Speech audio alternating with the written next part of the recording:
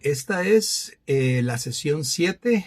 Esta es una versión asincrónica de una sesión, la sesión 7 del curso Historia de la Iglesia del Instituto de Estudios Bíblicos Internacionales en línea. Le vamos a invitar a usted para que transite con nosotros por los capítulos 14 y 15 del libro, del texto del curso, que es Historia de la Iglesia Cristiana.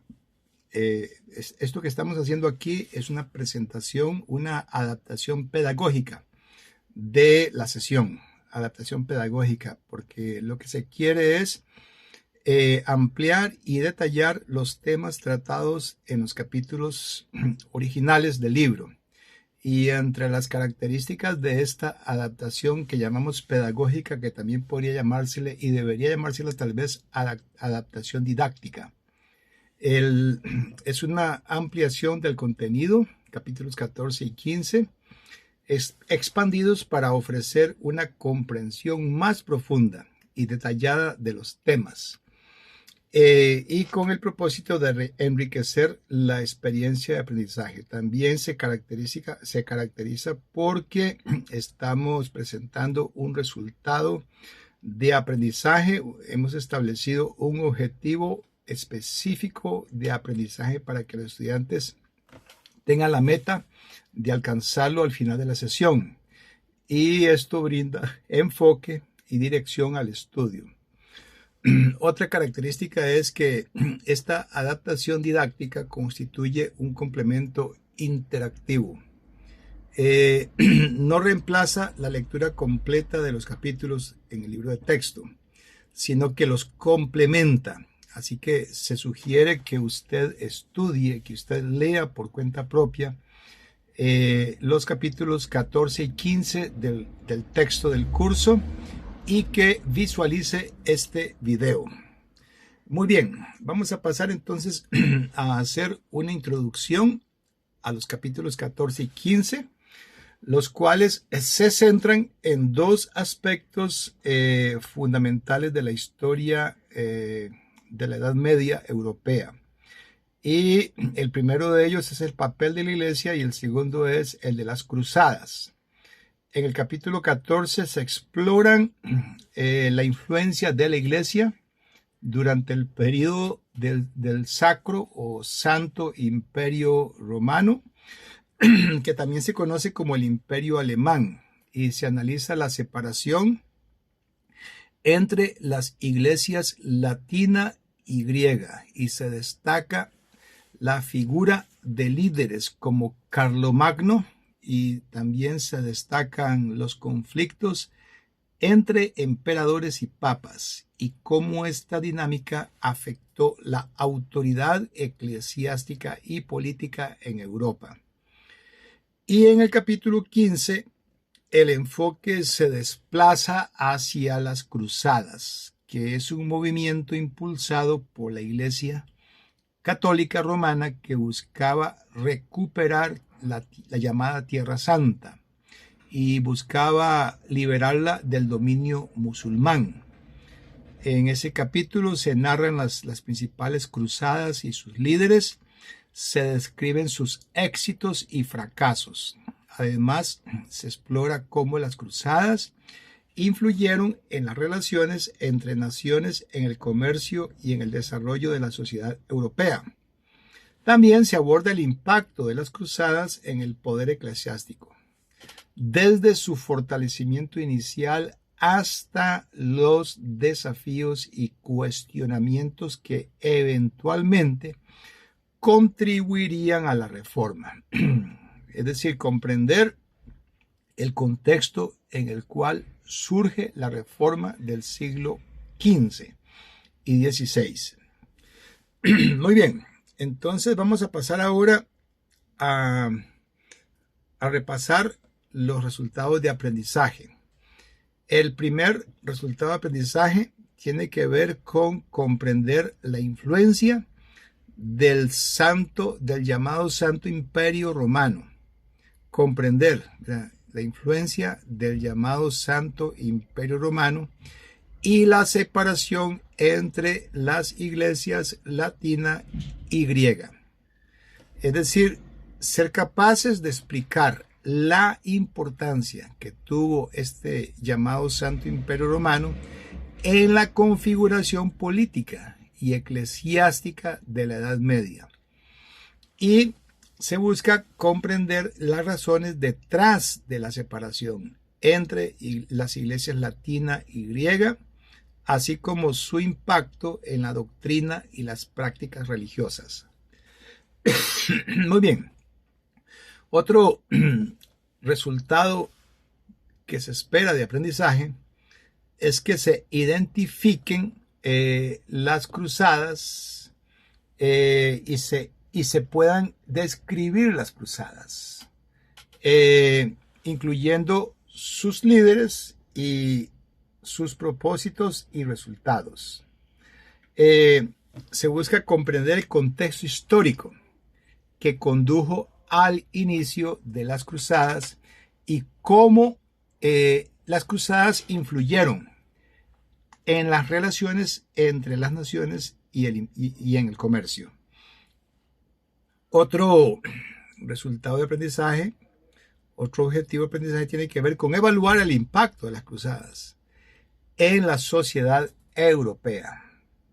Ser capaces de analizar críticamente cómo las cruzadas afectaron a la sociedad europea en términos de desarrollo comercial y conocimiento intercultural y la aparición de una clase media.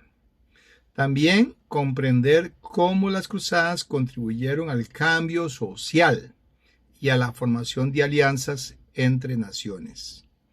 Muy bien, dada esta relación de los resultados que se esperan de aprendizaje, pasamos ahora a describir un poco el llamado Sacro Imperio o Santo Imperio Romano, que desde el siglo IX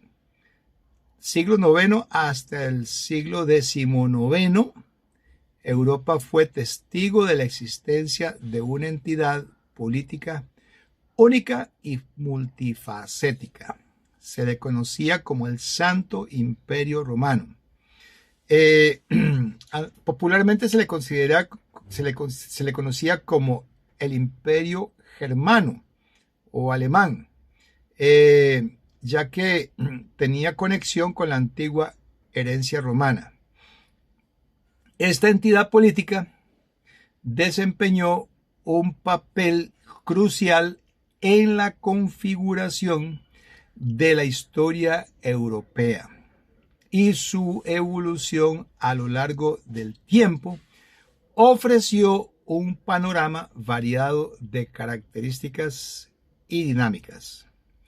Antes de la formación del Santo Imperio Romano, gran parte de Europa, especialmente al oeste del mar Adriático, recordemos que el mar Adriático está a un costado de Italia, esa parte de Europa estaba sumida en el caos, la parte occidental, y había ausencia de un orden político centralizado. Había tribus guerreras y grupos locales ejerciendo el control en lugar de estados estructurados. Pero la noción o la idea de unidad y de orden que había caracterizado al antiguo Imperio Romano todavía persistía en la conciencia colectiva de la región. Por lo tanto, la creación y el desarrollo del Santo Imperio Romano representó un esfuerzo por revivir ese ideal de unidad y establecer una entidad política que pudiera llenar el vacío dejado por el antiguo imperio. Aunque su nombre oficial hacía referencia a la herencia romana, la realidad política y geográfica era más compleja. El imperio abarcaba diversas regiones de Europa central y occidental, y su relación con la Iglesia Católica también influyó en su estructura y funcionamiento. Muy bien, a lo largo de sus siglos de existencia, el Santo Imperio Romano experimentó fluctuaciones en su poder y autoridad. En diferentes momentos, los líderes y gobernantes intentaron consolidar su dominio sobre las tierras bajo su influencia. Lo intentaron buscando restaurar la unidad y el orden en Europa. Sin embargo, estas aspiraciones a menudo se encontraron con retos internos y externos, y esto dio como resultado una historia compleja de alianzas cambiantes y de conflictos y de acuerdos políticos. Pasamos ahora a analizar una figura que tuvo mucha influencia en la configuración del imperio, del Santo Imperio Romano, que se conoce como Carlomagno, también conocido como Carlos I o Carlos el Grande, quien vivió desde el año 742 hasta el año 814 después de Cristo. Y recibió los honores o el título de Carlomagno por parte de los francos y fue aclamado como Carlos el Grande entre los alemanes o los germanos. Era poseedor de un linaje ilustre porque era nieto de Carlos Martel, quien resultó victorioso en la llamada Batalla de Tours en el año 732 después de Cristo. Carlos el Grande o Carlomagno asumió el trono como rey de los francos, que era una poderosa tribu germánica que ejercía su autoridad en vastas regiones de lo que hoy es Francia. Carlos se erigió en gobernante de un extenso territorio que abarcaba gran parte de Europa occidental. Su imperio se extendía desde el norte de España hasta Alemania y desde Francia hasta Italia y los Países Bajos. Este conjunto de tierras representaba una variedad de pueblos, culturas y sistemas políticos, lo que le otorgaba a Carlos un dominio inigualable en su época. Y su influencia y prestigio llegaron a un punto culminante en una emblemática ocasión en la Navidad del año 800, durante una ceremonia en Roma, en la cual el Papa León III lo proclamó Carlos Augusto, emperador de Roma. Este título evocaba las glorias de los antiguos emperadores romanos tales como Constantino y Augusto, y consolidaba la posición de Carlomagno como líder supremo. La época de Carlomagno se caracterizó por su rol multifacético en la historia. Más allá de sus conquistas territoriales, Carlomagno se distinguió como un visionario reformador, promulgando leyes políticas que buscaban mejorar la vida de sus súbditos y además mostró un profundo interés en la educación y en la iglesia, y actuó como protector de ella y fomentó la erudición en su corte. Y sus contribuciones abarcaron desde la arquitectura y el arte hasta la promoción del aprendizaje y la preservación de la cultura clásica. Muy bien. Pasaremos ahora a hablar de la dinámica del Santo Imperio Romano, que fue un poder efímero y un legado centenario. A pesar de su teórico duración de 1000 años, la concreción de su autoridad sobre Europa se mantuvo fugaz. Los herederos de Carlomagno se encontraron sumidos en la fragilidad y la incompetencia, mientras que el desarrollo diverso de los distintos estados y lenguajes, junto con los enfrentamientos de líderes nacionales, limitaron considerablemente la influencia del Santo Imperio Romano o Germano, confinándola en su mayoría al área al oeste del río Rin. Incluso en el territorio alemán, los estados de menor tamaño evolucionaron hacia una autonomía práctica. Y de esta manera entablaron conflictos entre ellos mismos, sometiéndose a la autoridad del emperador solo en un sentido nominal. Aunque se le reconocía formalmente como la figura líder del cristianismo europeo, en naciones como Francia, Inglaterra y los estados escandinavos, si bien se le rendía honor, sus dictados no eran seguidos con obediencia. En este contexto, la historia de la Iglesia también se entrelaza con la dinámica del Imperio Germano. La relación entre la Iglesia y el poder imperial a menudo oscilaba entre la cooperación y la tensión. Y aunque el emperador ostentaba el título de protector de la Iglesia y su autoridad podía conferir legitimidad a las figuras eclesiásticas, la práctica religiosa y la organización de la Iglesia a menudo eran asuntos que trascendían las fronteras imperiales. La influencia del Papa y las dinámicas de la Iglesia en Roma a veces eclipsaban el dominio del emperador en cuestiones de fe y autoridad espiritual. Lo que estamos diciendo es que el llamado Imperio Germano fue un gran experimento político y religioso que reflejó la complejidad y los retos de gobernar un territorio diverso y fragmentado bajo la mirada atenta de una iglesia en constante evolución.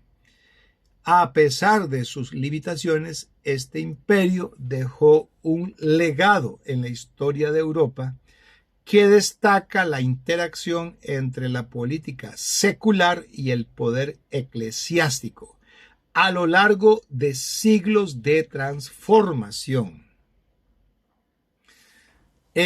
Vamos a hablar ahora acerca de los emperadores destacados del Resurgimiento al cambio en Europa. Luego de la decadencia de los sucesores de Carlomagno y la pérdida del trono imperial, se estableció un nuevo sistema de elección del emperador a través de un electorado compuesto por 7 príncipes. Entre los 54 emperadores que siguieron, destacaron algunos de los más prominentes en la secuencia cronológica posterior al tiempo de Carlomagno. En el año 919, Enrique I, también conocido como el Pajarero, inició la restauración del imperio que había experimentado declive.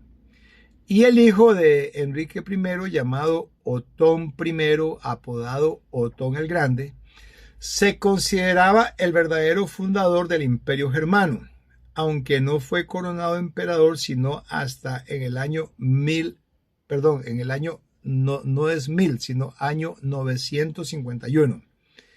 El reinado de Otón I se extendió hasta el año 978 y dejó una marca significativa en la historia imperial.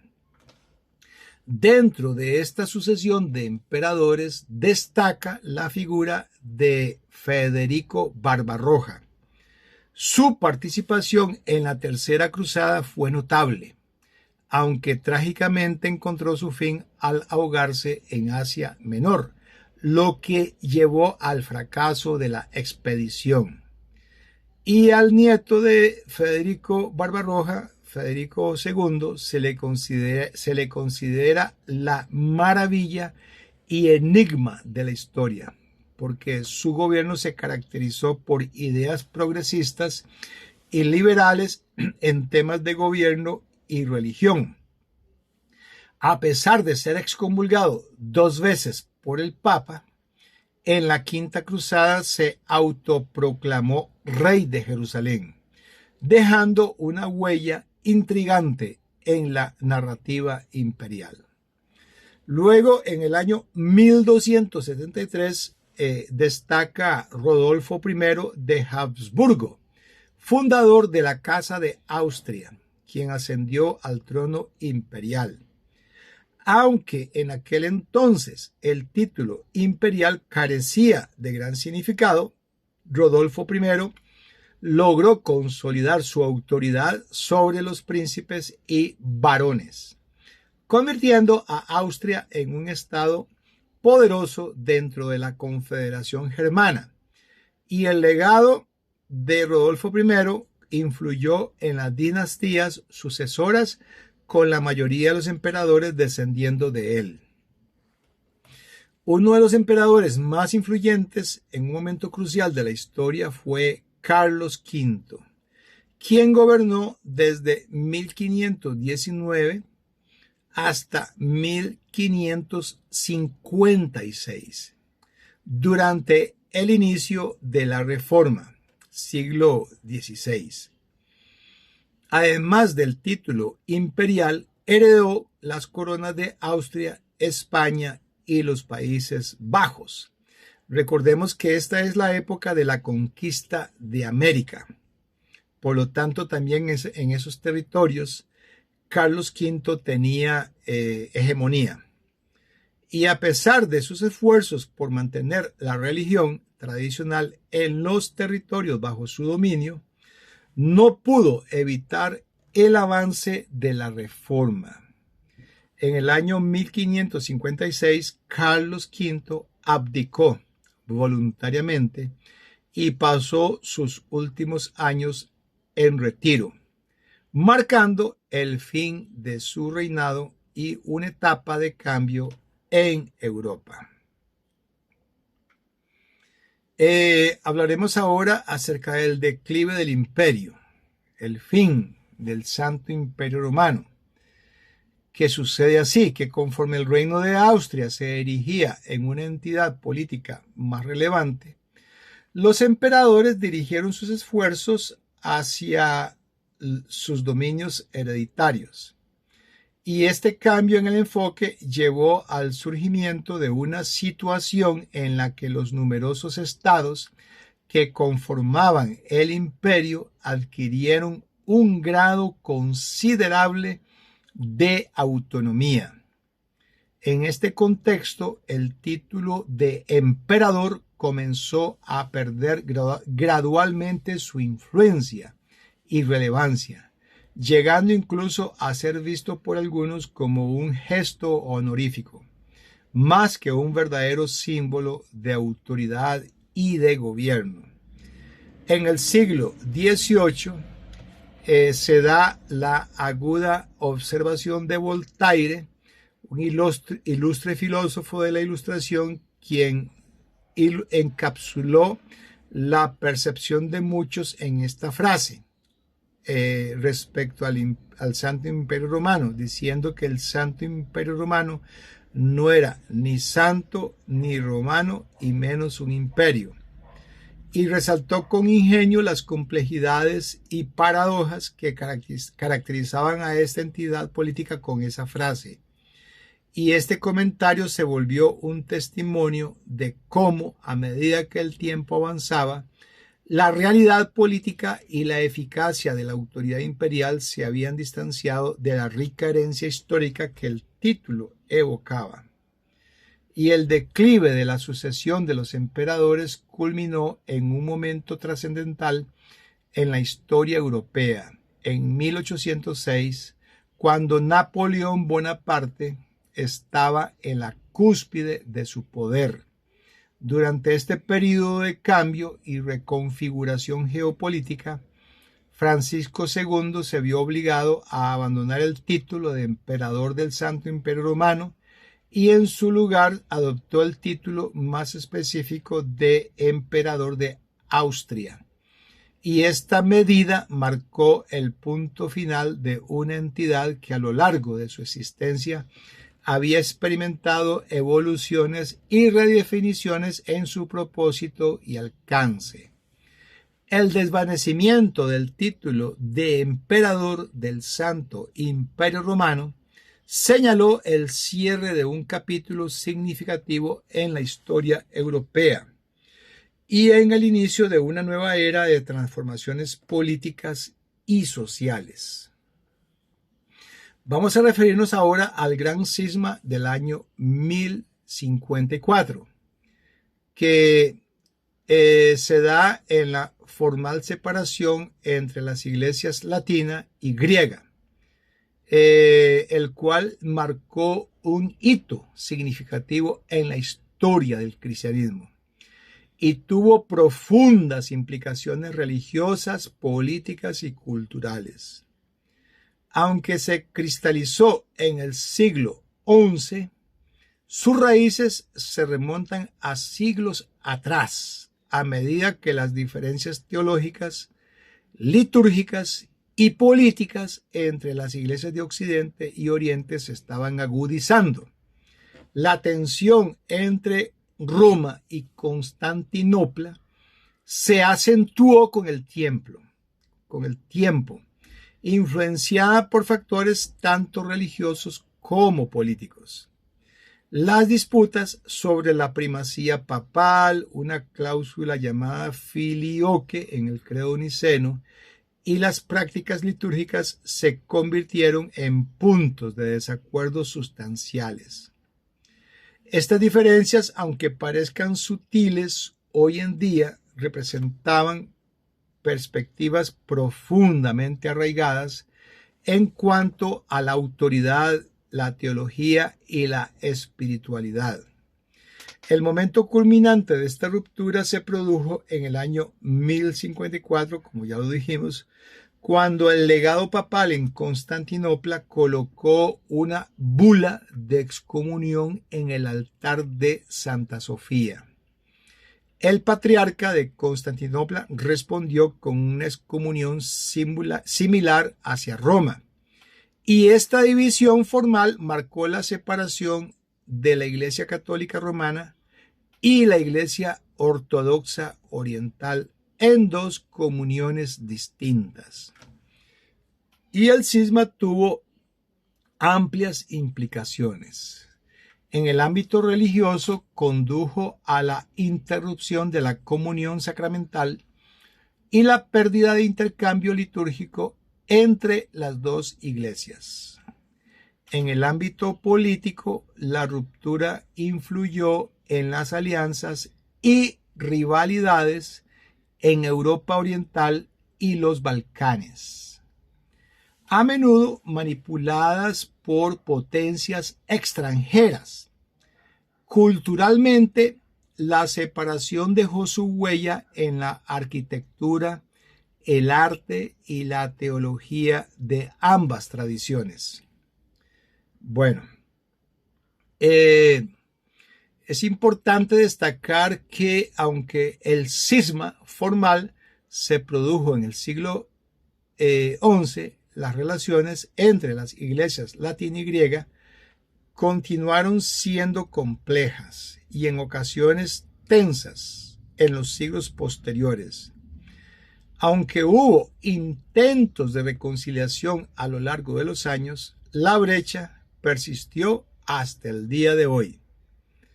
Bueno, es un poderoso recordatorio de cómo las diferencias en cuestiones aparentemente sutiles pueden tener repercusiones de gran alcance en la historia humana y religiosa. Además, este cisma subraya la importancia del diálogo, de la comprensión y la búsqueda de unidad en la diversidad religiosa y cultural, según algunos opinan. Vamos a referirnos ahora al tema del filioque, que desde el punto de vista doctrinal fue una de las diferencias fundamentales que contribuyó al gran cisma. del año 1054 y tenía que ver con la cuestión de la procedencia del Espíritu Santo. Aunque aparentemente sutil, esta discrepancia en la formulación teológica tuvo ramificaciones profundas en la separación entre las iglesias latina y griega. Y la distinción central radicaba en que se añadió la palabra filioque en la fórmula utilizada por la iglesia latina en su credo niceno. Mientras los latinos proclamaban que el Espíritu Santo procedía del Padre y del Hijo, que en latín se resume con la palabra filioque, Padre e Hijo, los griegos mantenían la afirmación original de que el Espíritu Santo procedía solamente del Padre. A primera vista, esta diferencia podría parecer trivial, pero su impacto fue considerable. La controversia sobre la procedencia del Espíritu Santo no solo llevó a intensos debates teológicos, sino que también desencadenó un prolongado conflicto que desgarró a la cristiandad. Se produjeron innumerables tratados y escritos teológicos a ambos lados del cisma, intentando explicar y justificar sus respectivas posiciones. Ahora, la disputa no se limitó a la esfera académica. La cuestión de la procedencia del Espíritu Santo se convirtió en un asunto de orgullo nacional, político y cultural, y los debates se entrelazaron con luchas de poder y rivalidades entre las distintas partes del mundo cristiano, exacerbando aún más las tensiones. La profundidad de la controversia se refleja en el hecho de que incluso llegó a causar derramamiento de sangre. Las amargas luchas y los enfrentamientos que surgieron como resultado de esta diferencia doctrinal dejaron cicatrices duraderas en la memoria de la cristiandad, y la disputa sobre la procedencia del Espíritu Santo se convirtió en un símbolo poderoso de las tensiones más amplias que dividieron a las iglesias latina y griega. Más allá de su aparente simplicidad, esta cuestión teológica encapsula la complejidad y profundidad de las diferencias que llevaron a la separación y que siguen resonando en la historia del cristianismo hasta el día de hoy. Hablaremos ahora acerca de ciertas diferencias entre el cristianismo oriental y el occidental, porque a medida que la iglesia cristiana se desarrollaba y se expandía, surgieron diferencias significativas en las prácticas litúrgicas y las costumbres entre las tradiciones oriental y occidental. Estas diferencias, en ocasiones, se codificaron en leyes y normativas, lo que contribuyó a una mayor distinción entre ambas ramas del cristianismo. Uno de los puntos de divergencia más notables fue la cuestión del matrimonio de los sacerdotes.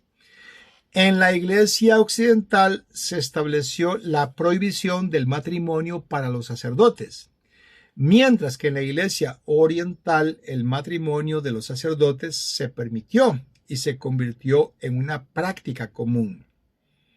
De hecho, en la tradición griega es una norma que los sacerdotes de las comunidades locales sean casados y que ostenten el título de papa, que equivale a padre entre los católicos romanos. La diferencia en la adoración y el uso de imágenes también marcaron una distinción notable. En las iglesias occidentales, el culto a las imágenes había sido practicado durante largo tiempo, mientras que en las iglesias griegas las representaciones visuales se limitaban en gran medida a pinturas en relieve, que se apreciaban con profundo respeto y reverencia. Otro aspecto distintivo se encontraba en la celebración de la misa. En las iglesias romanas de Occidente, la Eucaristía se administraba utilizando el pan sin levadura conocido como la hostia. Por otro lado, en las comuniones griegas, el pan común era el que se utilizaba para la Eucaristía. Las observancias y prácticas de ayuno también diferían entre Oriente y Occidente.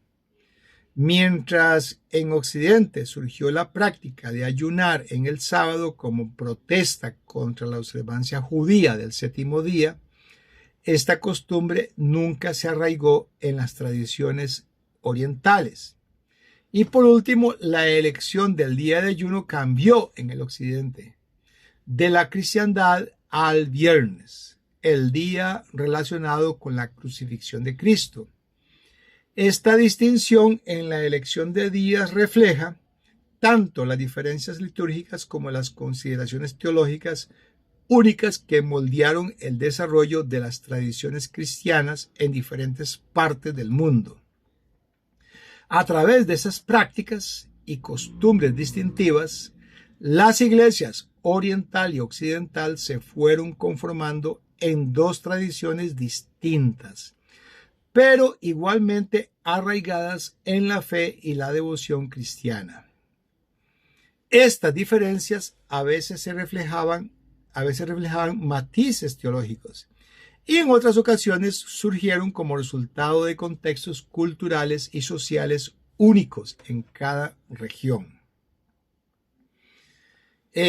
Refiriéndonos un poco más a la división entre las iglesias latina y griega, diremos que había diferencias en las ceremonias y las prácticas litúrgicas. Y estas diferencias fueron significativas, pero un factor aún más profundo y determinante en la separación de ambas ramas fue la causa política de la independencia de Europa, de Europa del trono de Constantinopla, particularmente en el establecimiento del Santo Imperio Romano en el año 800 después de Cristo. Incluso después de la caída del Imperio Romano en el año 476 después de Cristo, la idea de la autoridad imperial aún ejercía una influencia poderosa en la conciencia de los nuevos reinos bárbaros como los godos y los francos. Estas naciones, en cierta medida, se consideraban nominalmente bajo la autoridad del emperador de Constantinopla. Sin embargo, cuando Carlos I el Grande, conocido como Carlomagno, estableció el Santo Imperio Romano, lo hizo de manera separada e independiente de los emperadores de Constantinopla. Y esta reconfiguración de un imperio romano independiente requirió naturalmente una iglesia independiente para respaldarlo. Corregimos, la reconfiguración de un imperio independiente en Constantinopla.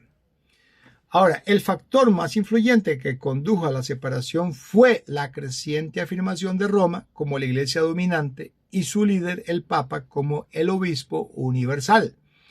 En la ciudad de Roma, la iglesia gradualmente ganó ascendencia sobre el poder estatal, mientras que en Constantinopla la relación entre la iglesia y el Estado era de subordinación.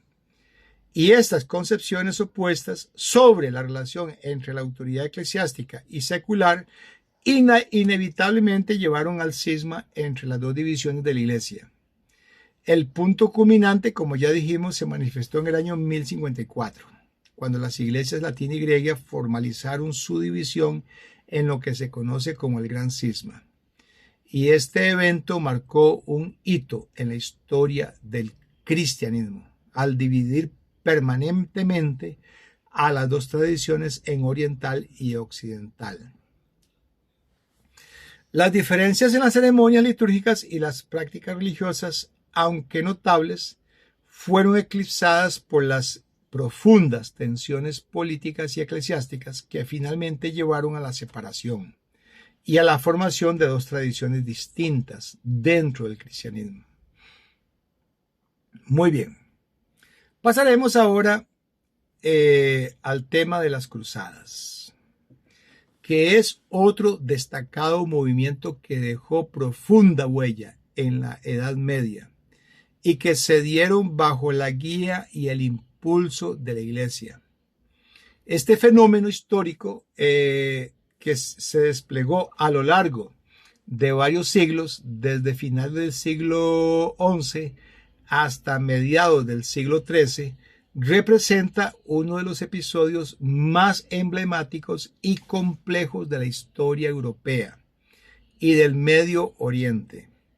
Las cruzadas se erigieron como una convergencia única de factores religiosos, políticos y culturales que dieron forma al destino de estas regiones y dejaron un impacto duradero. Desde sus inicios, la idea de emprender peregrinaciones a la Tierra Santa se había arraigado en la conciencia colectiva, atrayendo a multitudes de fieles, deseosos de visitar los lugares sagrados del cristianismo. Sin embargo, hacia el año 1000 después de Cristo, el fervor religioso se mezcló con la expectativa apocalíptica del fin del mundo, lo que provocó un incremento significativo en el número de peregrinos. Aunque las predicciones del fin del mundo no se cumplieron, el impulso de peregrinar a la Tierra Santa continuó en una era en la que las creencias religiosas y las ambiciones políticas se entrelazaban de manera profunda. A medida que avanzaba el tiempo, la situación en Tierra Santa se tornaba más compleja y tensa. Los peregrinos cristianos comenzaron a enfrentar desafíos y peligros en su viaje hacia los lugares sagrados, ya que los gobernantes musulmanes locales adoptaron políticas más restrictivas y hostiles. En este contexto, el pedido de ayuda del emperador Alejo I Comneno al Papa Urbano II en el Concilio de Clermont en 1095, ese pedido de ayuda fue un punto de inflexión. El llamado a la acción de Urbano II resonó profundamente en Europa, desencadenando un fervor cruzado que culminó en una serie de expediciones militares hacia la Tierra Santa, con el objetivo de liberarla de la dominación musulmana. Y el fenómeno de las cruzadas no se limitó únicamente al enfrentamiento bélico, sino que también generó cambios significativos en la cultura, la economía y la sociedad. Las cruzadas facilitaron el intercambio cultural entre Europa y el Medio Oriente, introduciendo nuevas ideas, tecnologías y productos. Además, estas expediciones tuvieron un impacto en la reconfiguración de las rutas comerciales y la promoción de una mayor interacción entre las distintas civilizaciones.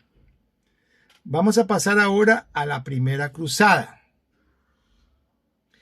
que, como ya dijimos, marcaron episodios destacados en la Edad Media.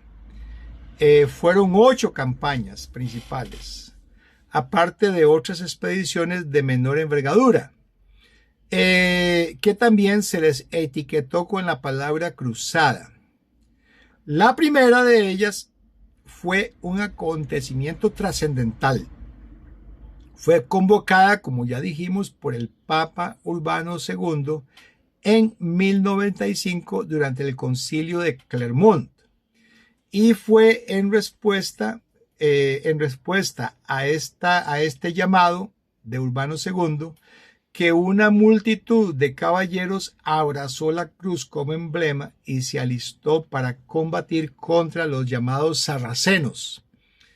Sin embargo, antes de que la principal expedición pudiera organizarse en su totalidad, un monje llamado Pedro el Ermitaño lideró una turba indisciplinada de alrededor de 40.000 personas hacia Oriente en busca de una ayuda milagrosa. Lamentablemente, esta hueste mal equipada y mal organizada sufrió un revés. Muchos de sus integrantes fueron capturados y esclavizados, mientras que otros encontraron la muerte, según cuentan ciertas leyendas. No hay veracidad histórica al respecto. La verdadera primera cruzada estuvo a cargo de un contingente mucho más preparado, compuesto por aproximadamente 275.000 valerosos guerreros, provenientes de diversas regiones de Europa. Este ejército, liderado por figuras notables como Godofredo de Bouillon, emprendió un arduo viaje hacia el oriente. A pesar de numerosos contratiempos, en su mayoría originados por la falta de disciplina y los desacuerdos entre los líderes, finalmente lograron la toma de la ciudad de Jerusalén y la mayor parte de Palestina en el año 1099. Y la instauración de un reino en esta región basado en principios feudales marcó el establecimiento del reino de Jerusalén. Godofredo, quien declinó el título de rey, fue nombrado varón y protector del Santo Sepulcro. Y tras su fallecimiento, su hermano Balduino asumió el trono. No obstante, la existencia del reino de Jerusalén fue siempre precaria, debido a su ubicación geográfica, rodeado por el vasto imperio sarraceno y lejano de sus aliados naturales en Europa. Esta serie de cruzadas, con sus triunfos y dificultades, modelaron significativamente la historia y el desarrollo de Europa y el Medio Oriente durante la Edad Media, dejando una herencia de relaciones culturales y políticas complejas que continúan influyendo en la actualidad. Segunda Cruzada. Su convocatoria se produjo en respuesta a inquietantes noticias que informaban sobre los avances de los sarracenos, quienes estaban ganando terreno en las provincias cercanas al reino de Jerusalén, presentando una amenaza inminente para la propia ciudad santa. Y animados por la elocuente predicación de San Bernardo de Claraval, dos monarcas, Luis VII de Francia y Conrado III de Alemania, lideraron un impresionante contingente militar en un esfuerzo por socorrer los lugares sagrados. A pesar de su determinación, los cruzados de la Segunda Cruzada se enfrentaron a numerosas derrotas en el campo de batalla. Aún así, perseveraron y finalmente lograron llegar a la ciudad de Jerusalén. Y aunque no lograron recuperar los territorios perdidos, sí lograron posponer por una generación la inminente caída del reino cristiano en Tierra Santa. A pesar de los reveses, su valiente intento prolongó la supervivencia del reino durante un periodo adicional. No obstante, en el año 1187, casi 100 años después de que comenzó la primera cruzada, las fuerzas de Saladino, el prominente líder militar sarraceno, lograron reconquistar Jerusalén, poniendo fin al reino de Jerusalén tal como se había conocido. A pesar de esta pérdida, el título simbólico de Rey de Jerusalén continuó siendo empleado durante un largo período posterior, destacando la persistente importancia cultural y política que seguía rodeando a la ciudad santa y su significado en la conciencia europea y oriental. Pasaremos ahora a la tercera cruzada. La caída de Jerusalén en manos de los sarracenos despertó a Europa a emprender la tercera cruzada entre el año 1189 y el año 1191. Una empresa liderada por tres prominentes monarcas, como ya lo dijimos, Federico Barbarroja de Alemania, Felipe Augusto de Francia y Ricardo Corazón de León de Inglaterra.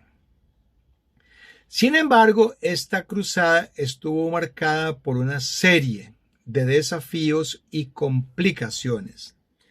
Federico Barbarroja, reconocido como un hábil general y estadista, perdió la vida de manera trágica al ahogarse. Este acontecimiento impactante afectó profundamente la dinámica de la cruzada. Mientras tanto, los dos reyes restantes, Felipe Augusto y Ricardo Corazón de León, enfrentaron desacuerdos y tensiones en sus relaciones.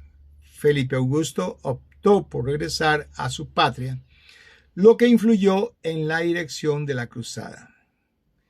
Y aunque Ricardo Corazón de León mostró valor y determinación, su ejército no logró llegar a Jerusalén. Sin embargo, durante esta cruzada, Ricardo Corazón de León logró concertar un tratado con Saladino, el líder militar sarraceno, que tuvo un impacto significativo. Este acuerdo permitió a los peregrinos cristianos el derecho de visitar el Santo Sepulcro sin enfrentar hostilidades ni obstáculos. La tercera cruzada, a pesar de sus desafíos y resultados mixtos, destacó la complejidad de las relaciones y objetivos entre los reinos europeos y las fuerzas sarracenas en la región de Tierra Santa durante este periodo crucial de la historia medieval. Cuarta cruzada. Se da entre el año 1201 y 1204. Resultó ser un episodio aún más desastroso, más que un simple fracaso, ya que sus consecuencias tuvieron un impacto negativo en la iglesia cristiana y en la región en general. Durante esta cruzada, los objetivos iniciales de los cruzados de ganar control sobre Tierra Santa se desvanecieron drásticamente, lo que condujo a una serie de eventos perjudiciales. En lugar de enfocarse en Tierra Santa, los cruzados tomaron una decisión sorprendente al dirigir su atención hacia Constantinopla, la capital del Imperio griego.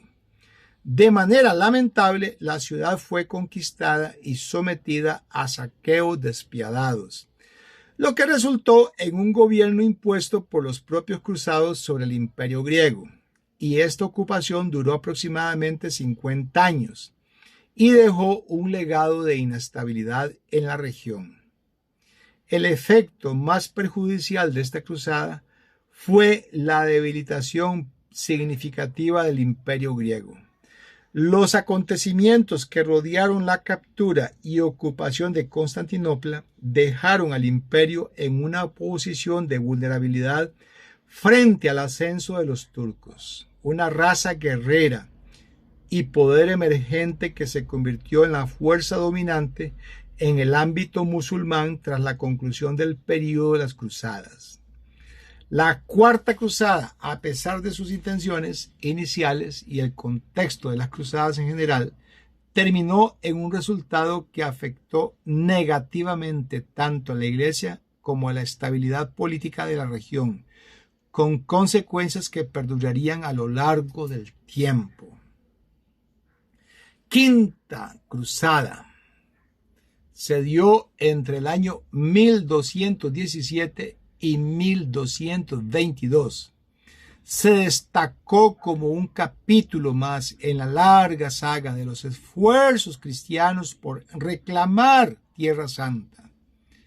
Durante este periodo, las fuerzas dirigidas por Juan de Brienne, rey de Jerusalén, y Andrés II, rey de Hungría, emprendieron una audaz expedición en un intento de debilitar la presencia musulmana en Egipto y Siria.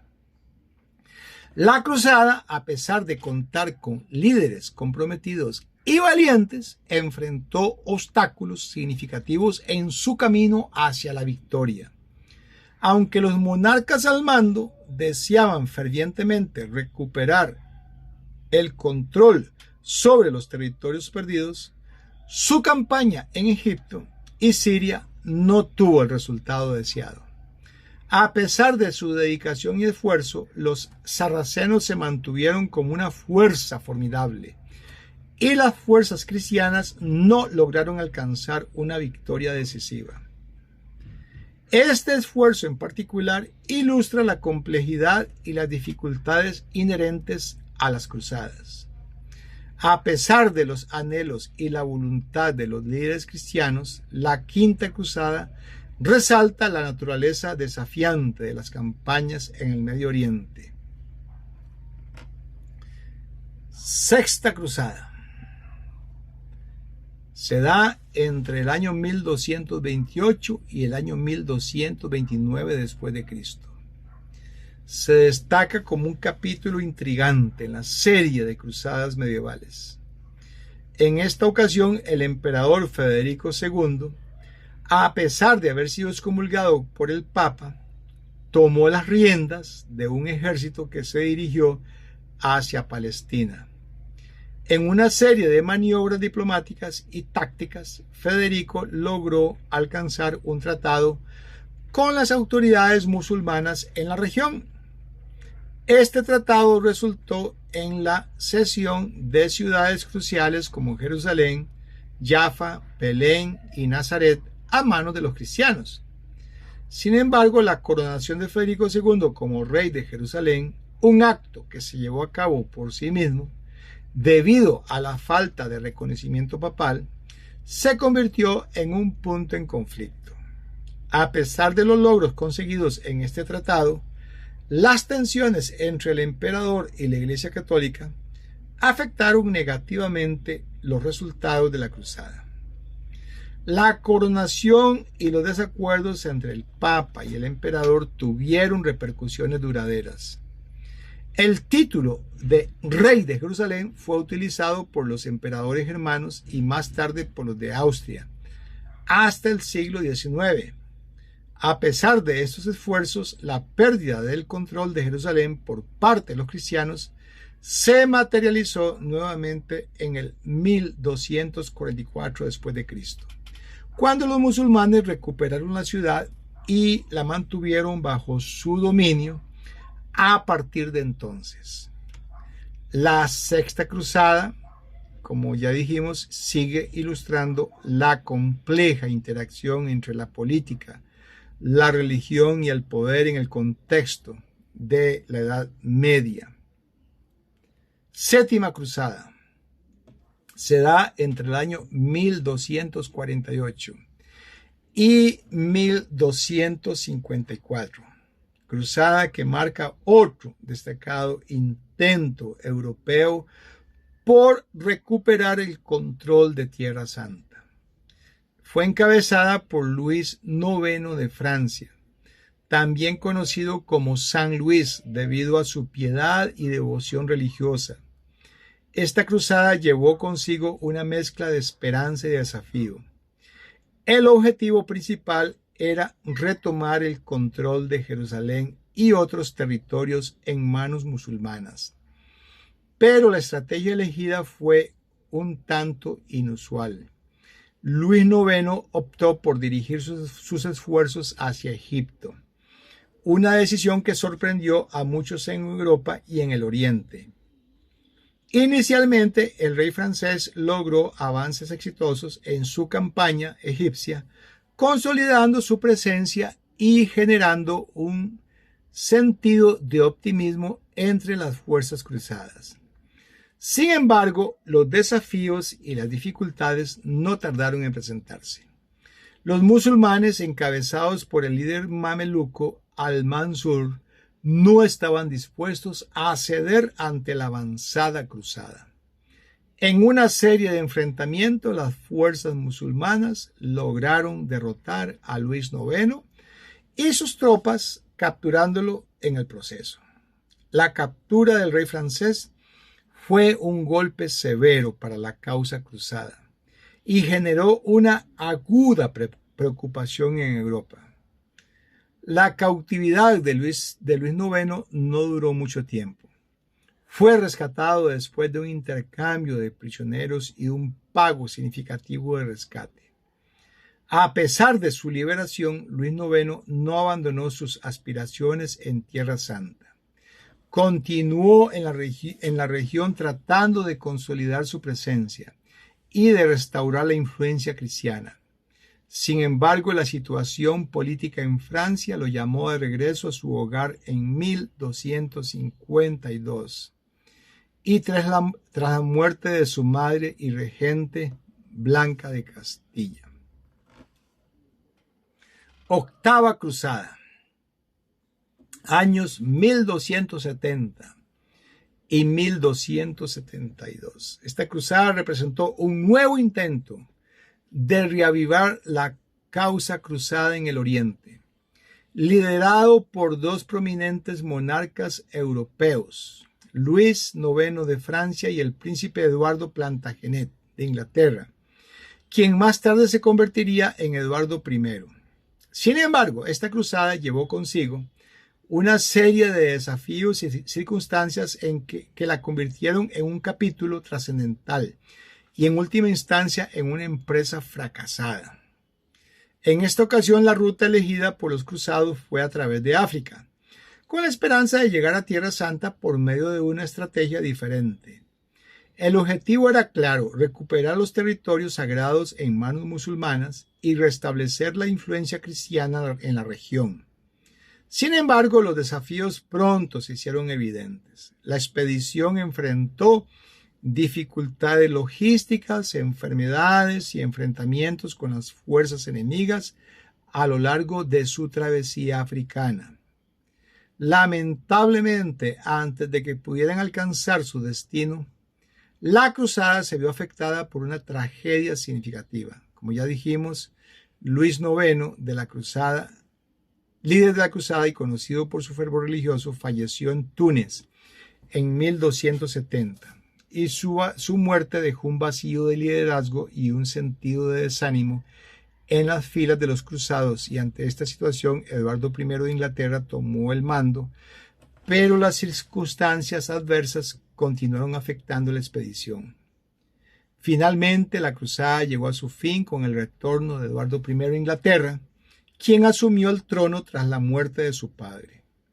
La falta de resultados tangibles y las dificultades experimentadas a lo largo de la expedición llevaron a la conclusión de que esta octava cruzada había fracasado en su intento por recuperar Tierra Santa y restablecer la influencia cristiana en la región. ¿Por qué fracasaron las cruzadas? Bueno, a medida que avanzamos en el tiempo, observamos que hubo cruzadas de menor envergadura, aunque su impacto no alcanzó a ser tan significativo. Desde el año 1270 en adelante, el término cruzada se aplicó incluso a conflictos emprendidos en nombre de la Iglesia contra herejes en regiones cristianas. La razón detrás del fracaso de las cruzadas en su intento por recuperar Tierra Santa puede rastrearse en diversos factores. Un hecho recurrente en la historia de cada cruzada fue la discordia que prevalecía entre los líderes principales, ya fueran reyes o príncipes. Esta falta de unidad y cooperación fue un obstáculo constante para el éxito de la causa. Los líderes estaban más preocupados por sus propios intereses y rivalidades personales que por el objetivo común de liberar los lugares sagrados. La envidia y el temor mutuo entre los líderes generaban una competencia interna que debilitaba la fuerza colectiva de las cruzadas. Cada uno de ellos temía que el éxito del otro pudiera eclipsar su propia influencia o renombre. Y esta desunión contrastaba con la unidad del pueblo que seguía la llamada de las cruzadas, un pueblo valiente, dispuesto a luchar por su fe y por la liberación de Tierra Santa. Era un grupo cohesionado y apasionado que demostraba valentía en la batalla, bajo la guía de un comandante, ya fuera califa o sultán. A medida que el tiempo avanzaba y se acumulaban los esfuerzos de las cruzadas, esta falta de colaboración efectiva y los desafíos políticos y logísticos contribuyeron al declive de su impacto en la región. Sin embargo, aunque las cruzadas no lograron su objetivo primordial, su legado perdura en la memoria colectiva de Europa, representando una era de fervor religioso, conflictos geopolíticos y búsqueda de un ideal compartido. El fenómeno cruzado dejó una impresión duradera en la historia, influyendo en la forma como se percibían las relaciones en religión, política y guerra en la Edad Media. Hablaremos acerca de la falta de líderes visionarios, que fue otra causa que contribuyó al fracaso. La carencia de un estadista hábil y visionario. La ausencia de líderes con una perspectiva amplia y trascendente se tradujo en una planificación limitada y enfoque a resultados a corto plazo. Los líderes de las cruzadas no lograban apreciar la complejidad de la empresa que estaban emprendiendo, ni la necesidad de establecer bases sólidas para la conquista y el mantenimiento de un reino en Palestina, que se encontraba a una distancia considerable de sus propios territorios en Europa. También faltaba comprender las implicaciones logísticas y estratégicas. Eso era evidente. Para establecer un dominio duradero en Tierra Santa era esencial mantener una comunicación constante y eficiente con Europa Occidental y asegurar un suministro continuo de recursos y mantener una línea de refuerzo constante. La conquista de la Tierra Santa no era simplemente una liberación, sino una intrusión en un territorio que ya estaba habitado y cuyas dinámicas y estructuras eran diferentes a las del país de origen de ellos, de los cruzados. Es importante destacar que la población local en Palestina sufría las consecuencias de la presencia cruzada. Los habitantes de la región estaban prácticamente esclavizados por los cruzados, obligados a trabajar en la construcción de castillos, fortalezas, palacios para sus conquistadores. La opresión a la que estaban sometidos a menudo los empujaba a buscar una alternativa, incluso si eso significaba el regreso de los gobernantes musulmanes anteriores.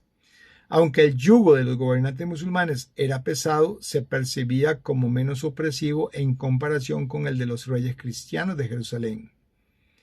En resumen, la falta de visión a largo plazo, la carencia de líderes estadistas y la falta de comprensión de las complejas dinámicas regionales fueron factores cruciales que contribuyeron al fracaso de las cruzadas y limitaron su capacidad para establecer y mantener un dominio duradero en Tierra Santa.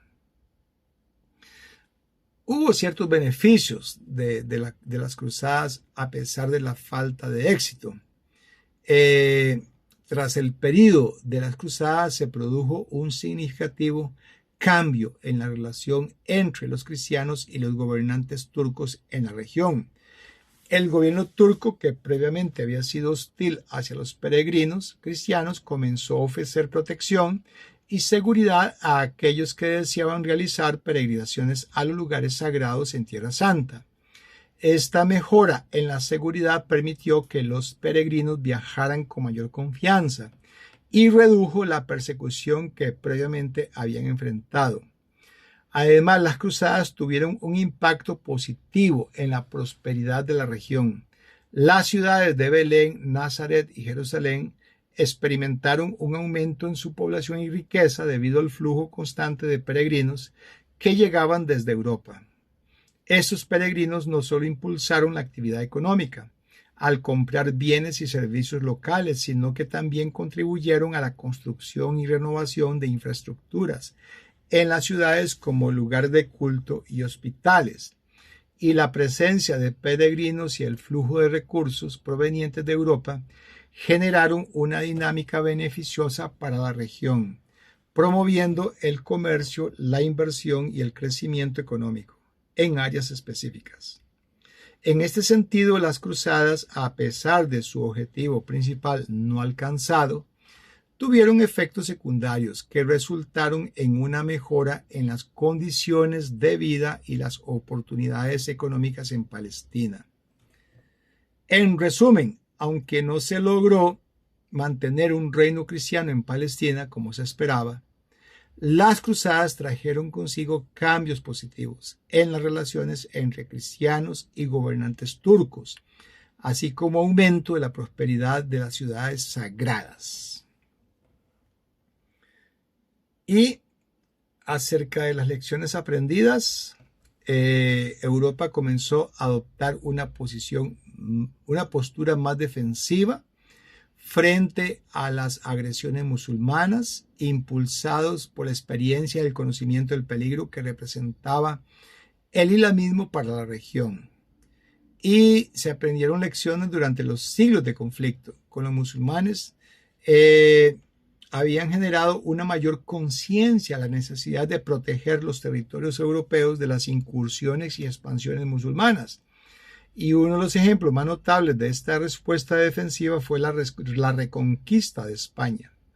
Los españoles, motivados por la experiencia de las cruzadas y conscientes de la amenaza musulmana, emprendieron una serie de campañas militares para recuperar su territorio de manos de los moros. Bajo el liderazgo de Fernando e Isabel, en 1492, lograron finalmente someter el reino moro y expulsar a los musulmanes de la península ibérica.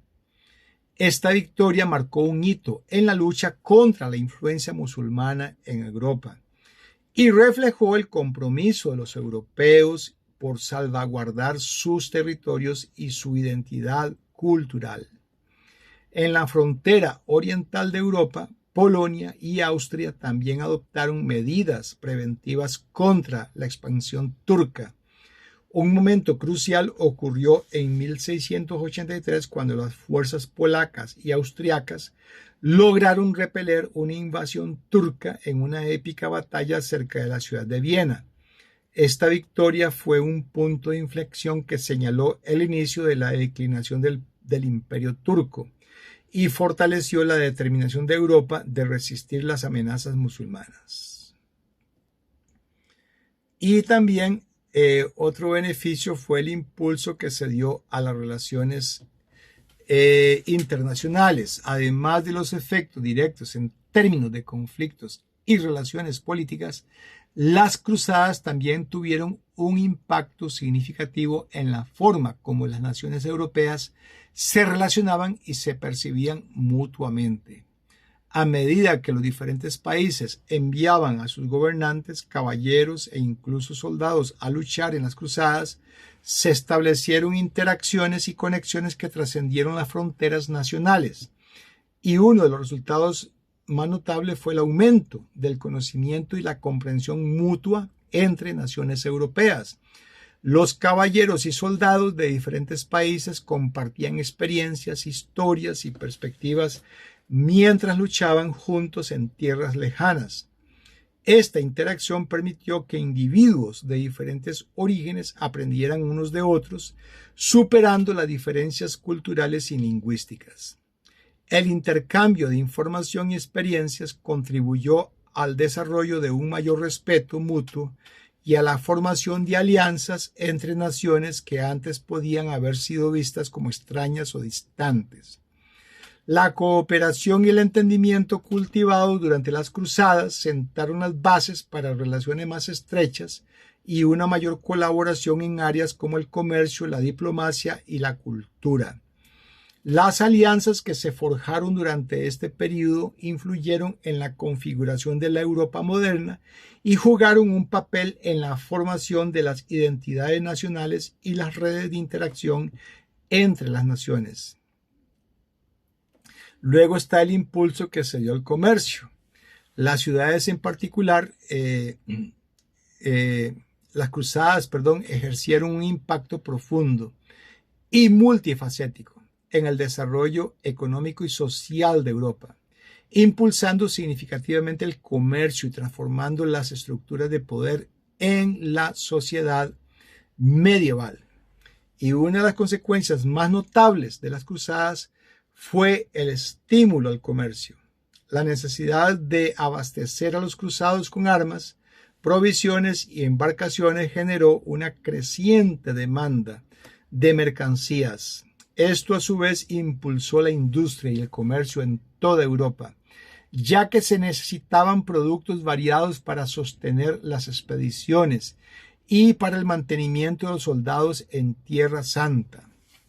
Además, la interacción con las culturas de Oriente durante las cruzadas introdujo a los europeos a las riquezas del mundo oriental, como alfombras, sedas y joyas, lo que estimuló aún más el comercio y la búsqueda de productos exóticos.